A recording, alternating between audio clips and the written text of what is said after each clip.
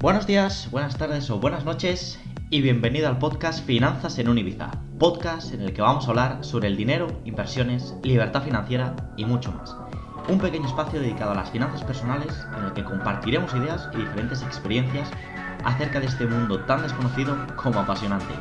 Así que sin más rodeos, ¡comenzamos!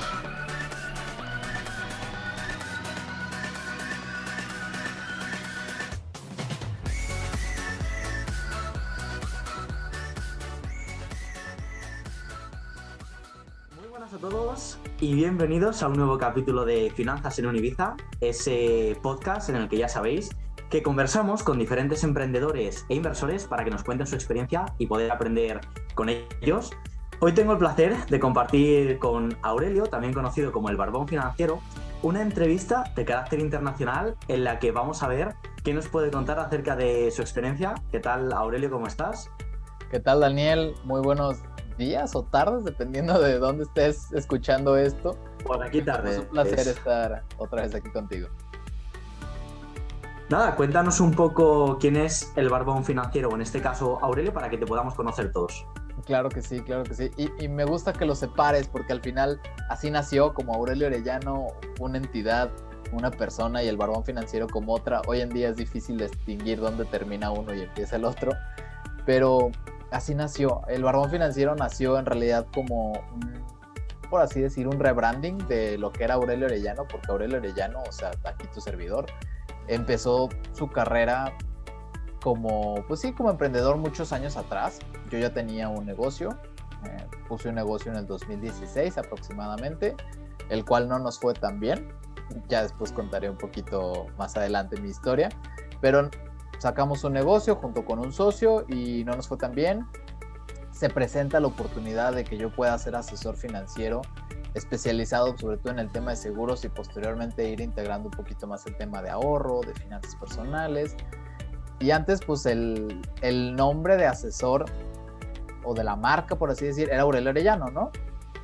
Nace el Barbón Financiero como este rebranding de Aurelio Arellano Asesor, como ya algo más atractivo para redes sociales, algo que llame más a millennials, y poco a poco fue transformándose más en un proyecto de finanzas personales, de poderle ayudar a las personas a quitarse el tabú de hablar de finanzas personales, a poder aprender un poquito más sobre cómo manejar el dinero, cómo asegurarse, cómo contratar seguros, dónde ahorrar.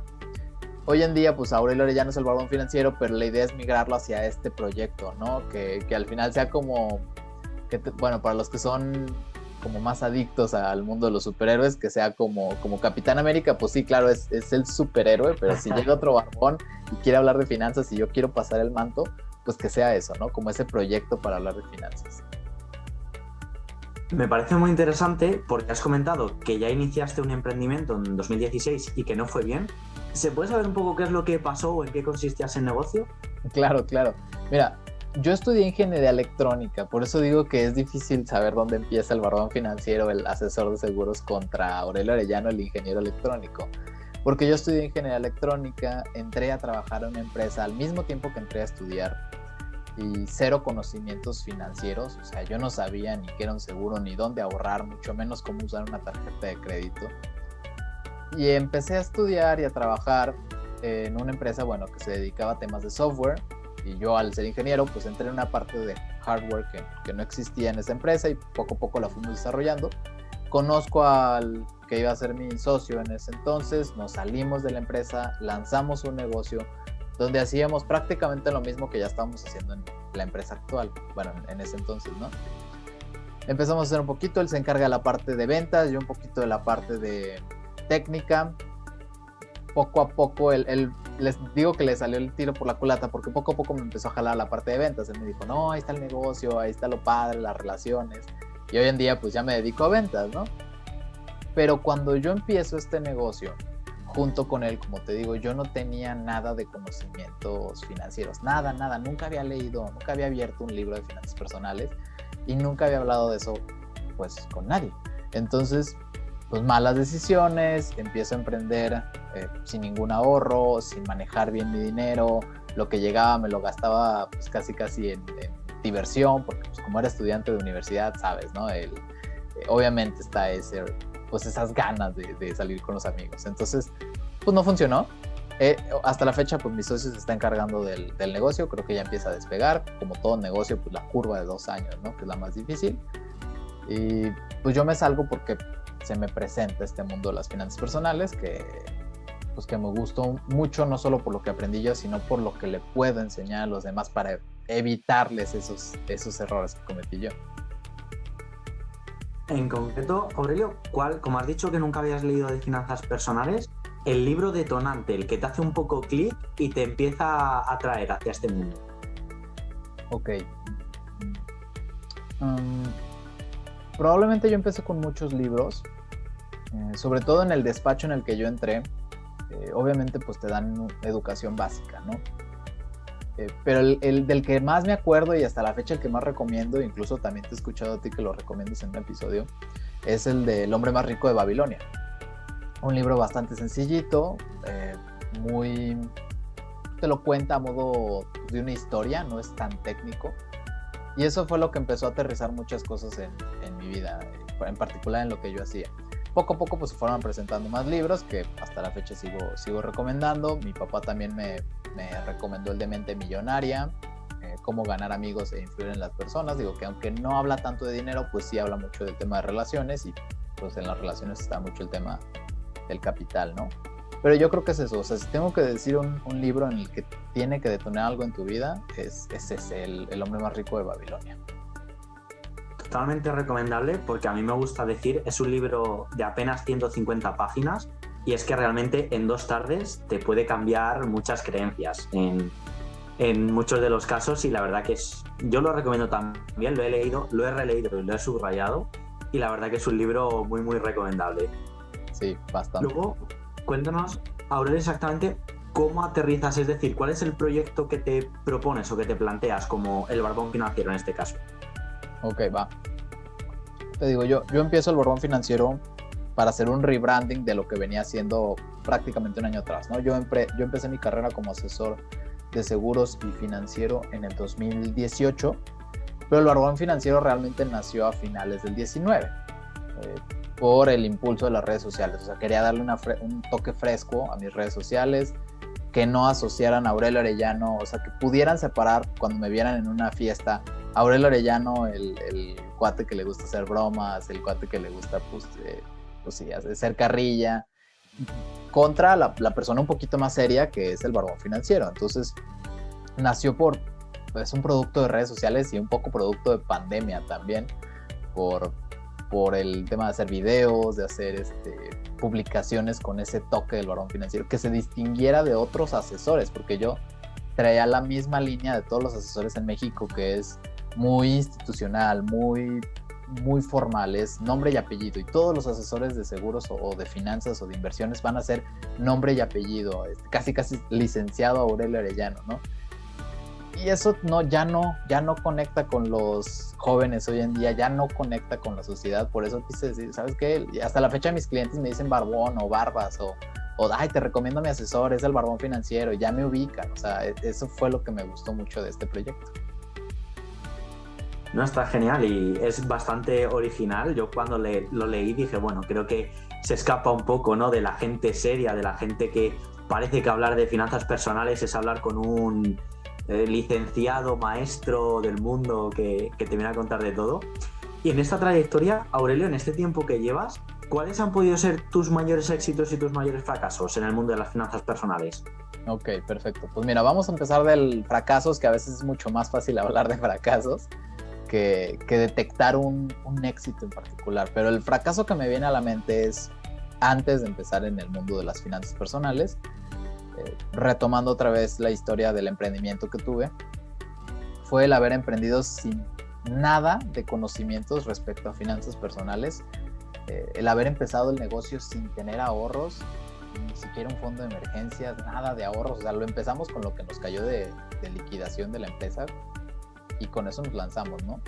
Y lo que caía de dinero, pues eso lo gastábamos en cosas propias y poquitito lo reinvertíamos en el negocio, cosa que pues has de haber leído y conoces, Daniel, que no es recomendable. O sea, tienes que alimentar el negocio, es tu hijo. Entonces, pues bueno, no reinvertíamos, al contrario, nos lo gastábamos, bueno, las risas no faltaron, vaya. No tenía ningún presupuesto personal. Y yo creo que el mayor fracaso fue con las tarjetas de crédito, por no saberlas usar y por usarlas para el negocio. Usamos las tarjetas de crédito personales para inyectarle al negocio y hasta la fecha es algo que vengo cargando, que es algo que todavía estoy pagando. Pero bueno, no dudo que esto vaya a acabarse pronto, ya que ahora sí sé cómo usarlas, ¿no? Y ahora sí sé hacer un presupuesto y ahora sí ahorro. Hablando ahora de su contraparte, mi mayor éxito en esta carrera como emprendedor fue contratar mi seguro médico, ahorrar, al menos tener un ahorro de emergencias, porque, repito, yo no tenía nada de conocimientos. Entonces, cuando empiezo a aprender cómo funciona el mundo del dinero, cómo funcionan las finanzas personales, me doy cuenta de la importancia que es tener un buen seguro y de tener ahorros, aunque sea para cubrir lo básico, ¿no? Los fondos de emergencia. Lo decías tú el episodio pasado, que en España mucha gente ahorra, pero al menos tiene nomás de 3 a 6 meses de sus gastos. Probablemente no es lo ideal. Deberíamos de ahorrar para más cosas, pero al menos ya es algo. Yo no tenía ni eso.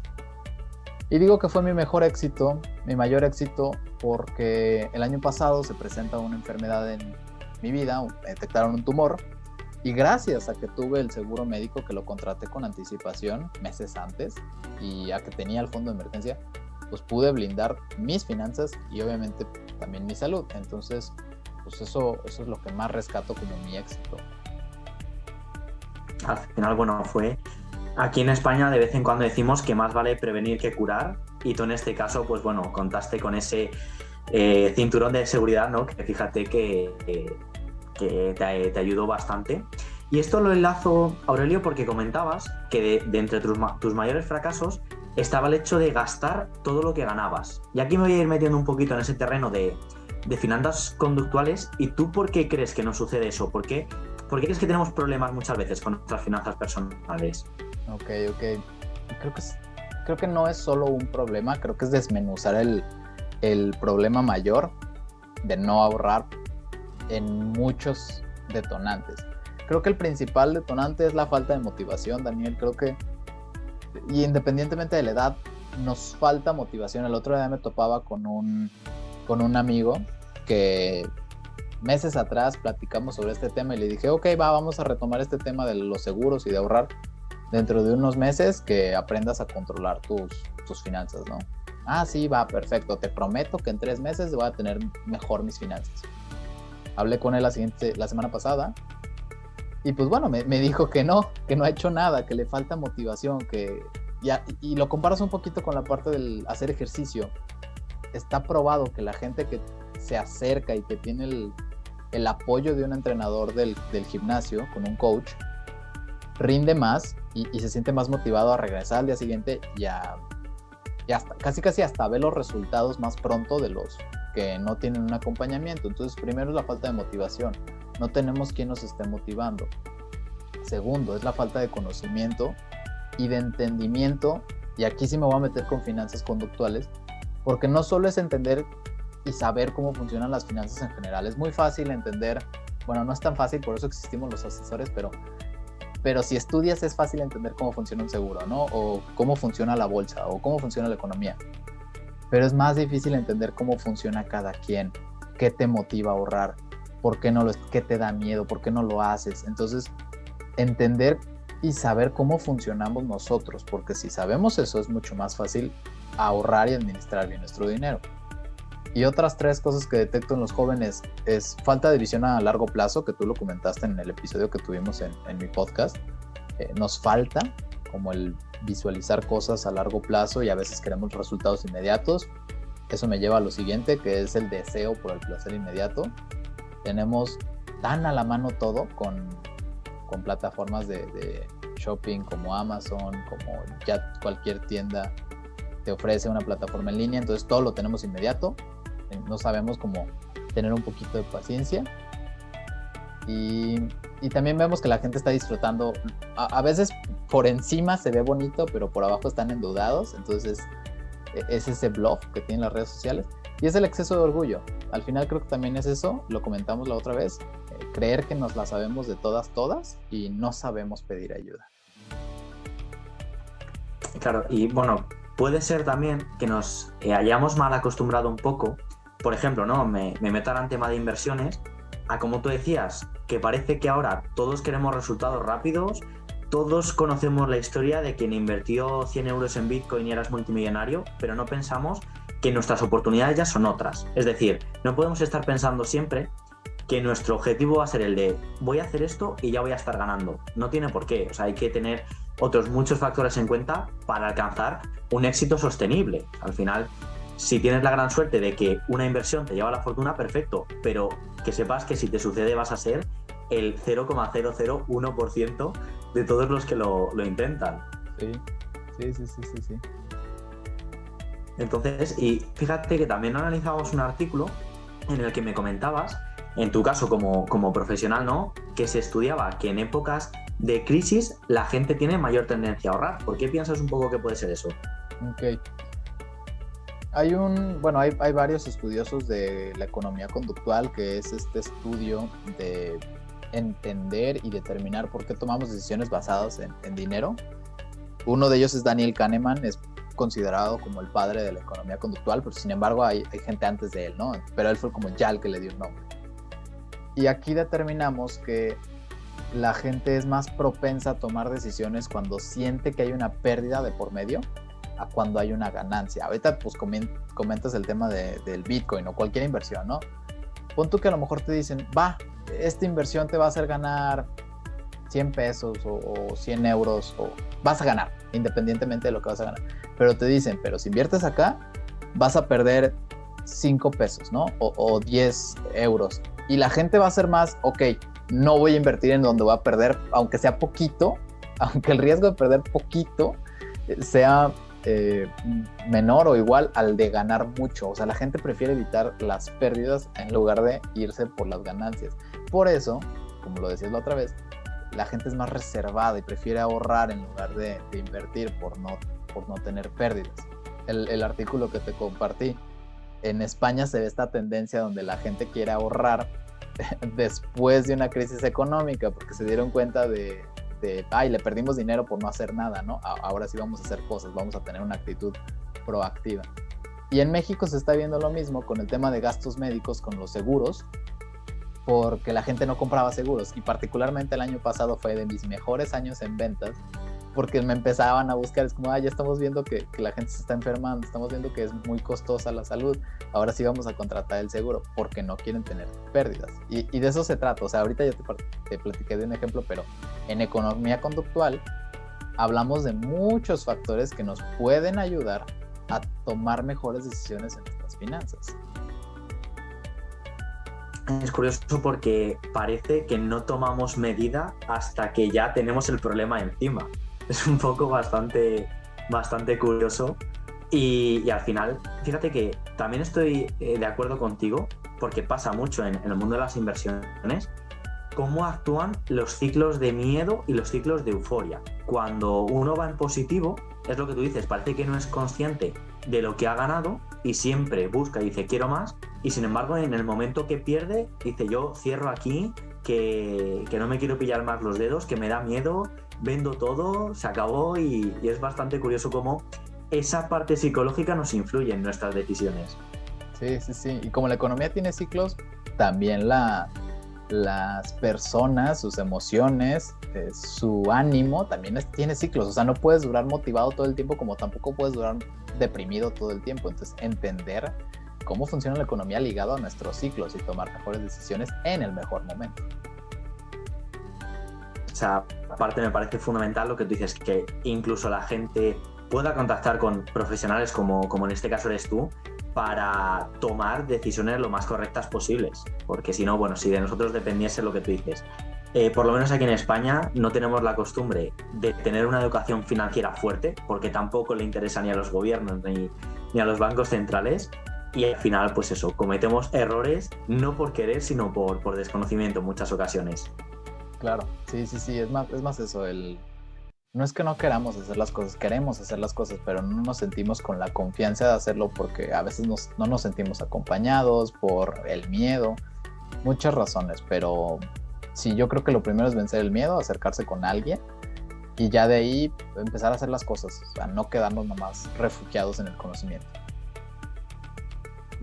Yo aquí, Aurelio, salvo que quisieras comentar algo más, me queda una última pregunta y es, en tu caso, con lo que ya sabes actualmente, ¿qué consejos le darías a tu yo de hace 5 años? Un poco cuál es el tip fundamental que le comentarías. Me encanta la pregunta porque es algo que todos los días me hago, porque obviamente todos los días aprendes algo y es, puta madre, hubiera hecho esto hace algunos años, ¿no? Pero bueno, no se puede regresar al pasado y es, al final esa es la motivación por la que yo soy lo que soy, por la razón por la que asesoro a las personas, es ahorrarles esa curva de aprendizaje, ¿no? Y evitarles esos errores. ¿Qué consejo me daría a mí hace algunos años? Primero, no emprender un negocio, no lanzarme a poner un negocio si no tengo las bases y conocimientos de finanzas personales. Y ojo aquí, no dije finanzas empresariales, dije finanzas personales, porque me pasa mucho ahora como asesor que me acerco a gente que tiene empresas y negocios y claro, el dinero de su negocio lo tienen, pero así, bien medidito, saben en dónde entra un centavo y en dónde sale.